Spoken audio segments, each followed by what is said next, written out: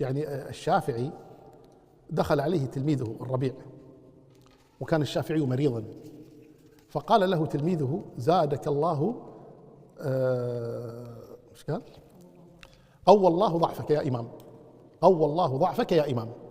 قوى الله ضعفك تحتمل معنيين: قوى الله ضعفك يعني قواك، وقوى الله ضعف زاد الله ضعفك. فالشافعي وهو مريض كانت يعني نفسه لطيفة الشافعي رحمه الله تعالى، فقال: لو قوى ضعفي لمت يعني أكثر من كذي أموت ما أقدر. يقول: لو قوى ضعفي لمت.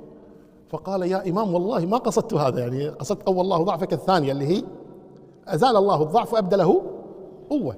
قال: والله ما قصدت هذه. فقال الشافعي: والله لو سببتني لعلمت أنك لا تقصد. هذا إحسان الظن. هذا الناس الحين كلمة تحتمل 17 معنى ياخذ 17 اللي هو اللي فيها الشين.